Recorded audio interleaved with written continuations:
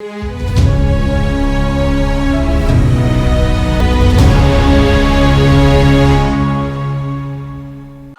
दोस्तों, राजनीति की बातों में आपका स्वागत है। मैं हूं आपका दोस्त धर्मेंद्र कंवाली। दोस्तों, कुल 8 जने हरियाणा से संविधान सभा के सदस्य बने थे। चौधरी रणवीर सिंह हुड्डा, पंडित ठाकुरदास भार्गव पर हम पिछले 2 दिनों में बात कर चुके हैं। आज तीसरे सदस्य यानी पानीपत निवासी मास्टर नंदलाल जी पर आज बात करेंगे। मास्टर नंदलाल जी का जो जन्म है वो दोस्तों 1887 में गांव मघियाना, जो जिला झंग में पड़ता था, पाकिस्तान में इलाका आता है, कालाराम मगोजी के घर पे और श्रीमती रमाबाई की कोख से इनका जन्म हुआ और अपने माता पिता के इकलौते बेटे थे। KCG Hindu high school Jhang से 1904 में मैट्रिक उन्होंने की और फिर डिप्टी कमिश्नर लायलपुर के कार्यालय में वो लिपिक की नौकरी लग गए। यहाँ पर आपके जो चाचा थे सदर कानून को लगे हुए थे, लेकिन यहाँ का रिश्वतखोर और चापलूसी भरा माहौल मास्टर नंदलाल जी को पसंद नहीं आया और कुछ महीने बाद उन्होंने नौकरी छोड़ दी। इसके बाद वो शाहपुर से अर्जी नवीस की परीक्षा उन्होंने पास की और कस्बा भलवाल में वो काम करना शुरू कर दिया। अब आप सोच रहे होंगे कि ये तो लिपिक लगे थे, फिर अर्जी नवीस बन गए, लेकिन मास्टर जी कैसे बने? तो इसकी भी एक कहानी है दोस्तों। बालक नंदलाल बचपन से ही ड्रामों और नौटंकियों में काम करते थे और नाटकों का डायरेक्शन भी वो जल्दी करने लगे थे, इसलिए सब उनको प्यार से मास्टर जी कहते थे और फिर उनका ये मास्टर जी निकनेम हो गया और वो इसी नाम से प्रसिद्ध हुए। मास्टर नंदलाल जी का जो विवाह है वो राम प्यारी के साथ हुआ था और 9 अप्रैल 1942 को वो सवरक सिधार गई थी। मास्टर नंदलाल जी के कुल 5 बेटे हुए थे। बालकिशन, स्वराज दत्त, राजेंद्र पाल, कैलाश चंद और शांतिलाल, इन सबके परिवार अब पानीपत में ही निवास करते हैं।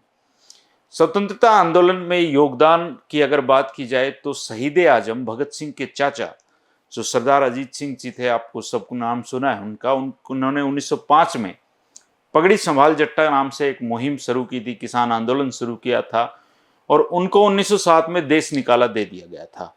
उनके आंदोलन को आगे बढ़ाने के लिए अनेक नेता विभिन्न हिस्सों में काम कर रहे थे और इनमें जंग सयाल जो था उसके अखबार के संपादक लाला बांकीलाल भी एक थे। उन्होंने 1909 में पगड़ी संभाल जट्टा के नारे में नौजवानों से जोश भर दिया था और मास्टर जी ने बांकीलाल जी के संपर्क में आने के बाद फिर सियासी जो माहौल है, सियासत की चीज़ों में हिस्सा लेना शुरू कर दिया था। मार्च 1919 में वो हरिद्वार गए हुए थे और वहाँ पर एक महिला नेत्री कानबाली का पब्लिक जलसा था, जिसमें उन्होंने महात्मा गांधी जी के नेतृत्व में रॉलेट एक्ट के विरुद्ध जोरदार भाषण अंग्रेजी में दिया था और इस भाषण का मास्टर जी पर दिलो दिमाग पर गहरा प्रभाव पड़ा और फिर वो दिल्ली पहुंचने पर 10 अप्रैल 1919 को पता चला कि गांधी जी को पलवल में गिरफ्तार कर लिया गया है।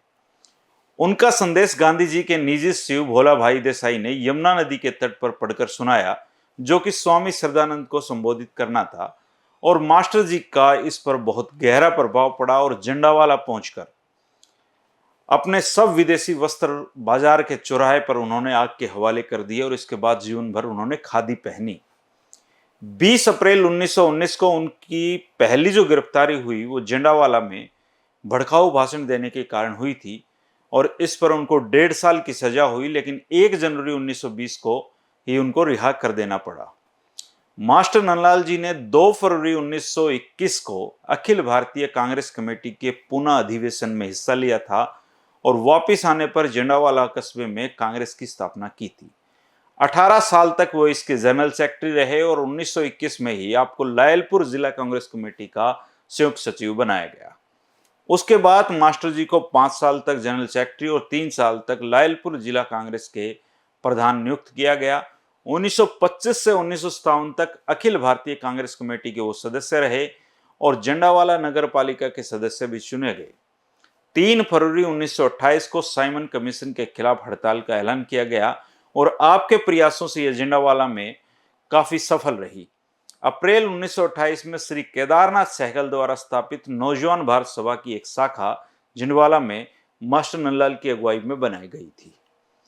25/9/1929 में लाहौर में रावी नदी के तट पर पंडित नेहरू की अध्यक्षता में बैठक हुई थी और जिसमें पूर्ण स्वराज की घोषणा की गई थी।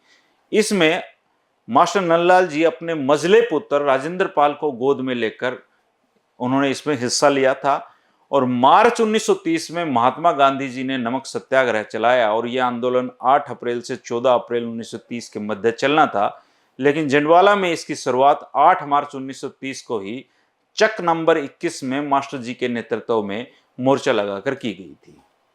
अब नमक तोड़ो आंदोलन एक बहुत बड़ा आंदोलन था और अंग्रेज इसको विफल करने में लगे हुए थे। तो नमक तोड़ने के खिलाफ 150 कार्यकर्ताओं ने अपनी गिरफ्तारियां दी थी और मास्टर नंदलाल जी के 12 साल के बेटे शांतिलाल भी गिरफ्तारी देने इसमें गए थे, लेकिन बच्चा होने के कारण उनको छोड़ दिया गया और 1941 में व्यक्तिगत सत्याग्रह में 2 साल की कैद उनको हुई। और आपके बेटे दूसरे स्वराज दत्त को भी सत्याग्रह का नारा लगाते हुए गिरफ्तार किया गया था और 1.5 साल की सजा सुनाई गई थी।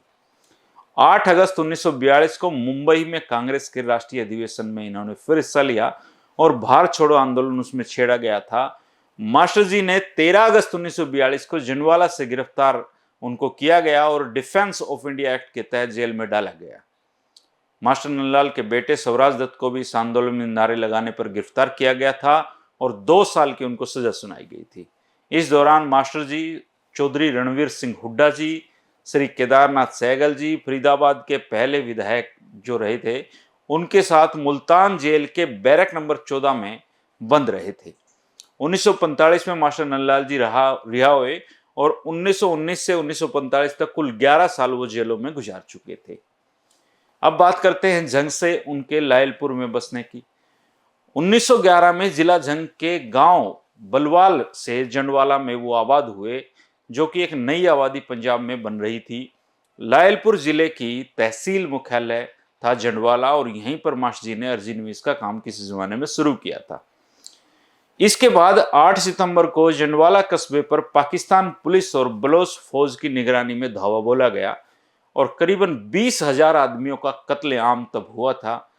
भारत सरकार ने भी फौज की टुकड़ी वहां पर मदद के लिए भेजी थी और उसके बाद 17 सितंबर 1947 को अपना परिवार उन्होंने भारत भेज दिया, लेकिन खुद जंडवाला के आखिरी काफिले के साथ अपने बड़े बेटे बालकिशन के साथ 21 नवंबर 1947 को मास्टर नंदलाल जी पानीपत में आकर बसे। यहाँ विस्थापितों को बसाने के लिए एक बसाऊ कमेटी का भी गठन किया गया था और उसका प्रधान मास्टर नंदलाल जी को बनाया गया था और इस तरीके से वो भारत में पहुंचे थे। उन्हीं दिनों में हिंदू शरणार्थियों का एक प्रतिनिधित्व देने के लिए जो असेंबली थी उसमें 2 स्थान निश्चित किए गए थे और इनमें लाला अंचित राम और डॉक्टर सत्यपाल गुट के मास्टर नंदलाल जी विजयी हुए थे। और यह जो परिणाम है 5 मार्च 1948 को शिमला में घोषित किया गया था और इस प्रकार मास्टर जी लगभग 2 साल तक भारत की संविधान सभा के सदस्य रहे। मास्टर जी ने पहली संविधान सभा के 7वें अधिवेशन में हिस्सा लिया था और 11 में से कुल 5 अधिवेशनों में वो भाग ले पाए थे। 26 जनवरी 1950 को भारत का संविधान लागू हुआ और उस पर मास्टर जी के हस्ताक्षर हैं। चुनावी राजनीति में भी वो उतरे और मास्टर जी 26 जनवरी 1950 से अप्रैल 1952 की प्रथम लोकसभा के गठन से पूर्व अस्थायी जो संसद बनाई गई थी, जिसको प्रोविजनल पार्लियामेंट भी कहते थे, उसके वो सदस्य रहे। 1952 में आपको लोकसभा की टिकट नहीं दी गई, लेकिन विधानसभा की टिकट उनको पानीपत की बजाय करनाल से दी गई। 1952 में करनाल विधानसभा क्षेत्र से पंजाब विधानसभा का चुनाव हुआ और कांग्रेस पार्टी की टिकट पर उन्होंने चुनाव लड़ा और जनसंघ के डॉक्टर गोकुलचंद नारंग जैसे बड़े नेता को मास्टर नंदलाल जी ने 3000 वोटों से हराया था। 1957 में उन्होंने कोई टिकट नहीं मांगी, लेकिन पानीपत विधानसभा क्षेत्र से कांग्रेस उम्मीदवार को उन्होंने जिताने के लिए काम किया, उनके लिए सपोर्ट की। अगर मास्टर नंदलाल जी के पूरे जीवन वृत्तांत को देखें दोस्तों, तो लायलपुर, लाहौर, फिरोजपुर, मुल्तान, रावलपिंडी, डेरा गाजी खां, सियालकोट जेलों में वो रहे, जिसमें फिरोजपुर को छोड़कर सभी जेलें आज पाकिस्तान में हैं।